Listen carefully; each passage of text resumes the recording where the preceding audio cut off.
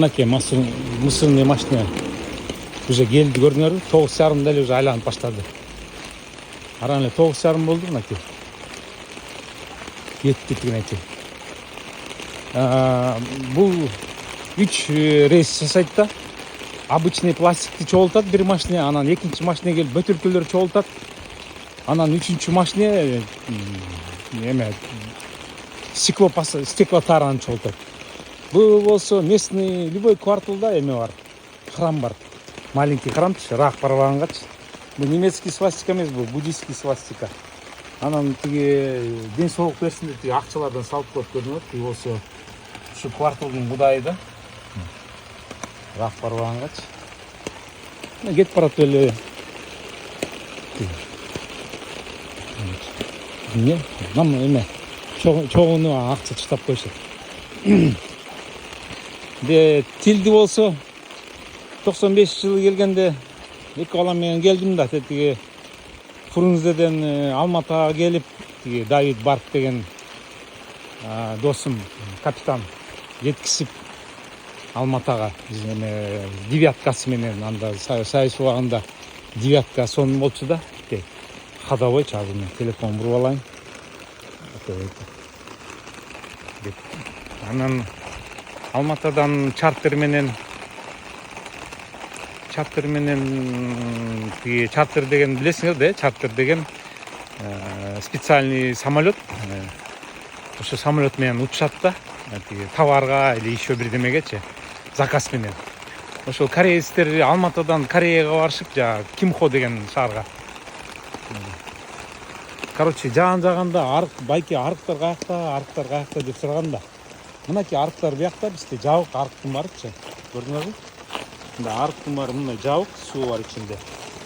Деп анан арыктын суусу деген бияк бул район деген аябай эме да. Любой вип районда мынакей арык, көрдүңөр, жок. Анан биякка суу биякка чогулат, көрдүңөрбү? Тиги сырасыңар да байке суу каяк кетет депчи, мынакей. Арыктын суунун баары биякка чогулат, өзүнчө водоемда. Демекте көрдүңөрбү? Суу биякка чогулат, анан убагында келгенде суу тияктан фильтр атып, анан агысат да, атайын городской суу тинекей мусорко айланып жүрөт. Бул болсо көк чай. Мурун тиги чал менен Аушканын полеси, көк чайдын полеси болчу да, могул район полностью көк чай болчу. Мондайначы, тиги 95-жылчы. Үйдүн бар тиги жоого чейин бүт чай болчу мондай. Анан ата энеси каза болгондон кийин баласы кыйналып, өзүнүн жумушу бар да. Убакыты жетишпеген үчүн кичке жерди эле калтырып, буяк сатып салган да. Анан мондай үйлөрдү салып салды да. Мурун бул үйлөр деген $200,000 болчу. Азыр тиги темир кымбаттап, жыгач кымбаттап, цемент кымбаттап, пластик кымбаттап, бул үйлөр азыр $400,000 чыкты. Мен тиги доллар менен айтып атам, эмди өзүңөр санагыла. Анан эң биринчи эле ошо үй салардын астынан бул парк салынганда, мынакей биринчи парк салышат да, обязательно закон менен установлено. Потому что балдарды жерге эс алдырып, ойнотуп салгангачы. Ошол айтып атпайм. Анан тиги 95-жылы паркка кире кетеличи, мынакей. Бул паркка өлө соң мен суу алчумун, анан жаап салышпай, жаап салды бияқта, көрдүңөр, заглушка мененчи. Жаап салды. Заглушка менен балдар көп суу коротот деп. Тиякта болсо суу агат. Кадимдей. Анан Алматыдан Красноярскийге барып, Красноярскийде 4 саат дозаправка кылып, анан Кимхо деген Кореяга барып, Кореядан короче меня кинули дегендечи. Анда интернет жок, телефон жок. Азыр силер аябай сонун убакта жашап атпайсыңарбы? Бүт эме. Бүт электронный вариант бар, информация бар. Биз убагында телефонда жок болчу, сотовый телефондор да жок болчу. Кантип звонить этип, межгород звонить этип, кореецтерди таап, $1,000 билет алып, эки балам менен мен. Кореяга келсем анан эметип атпайбы? Ал киши жоголуп кетип атпайбы? Сайыс убагында мошенниктер көп болчу да. Анан жакшы, мен тиги все-таки силер айткандай честь и достоинство бар да. Көчө бирөө комментарий жазыптыр, байке. Вам как не стыдно? Вы же офицер. Надо иметь честь и достоинство. Зачем магазин снимаете, депчи?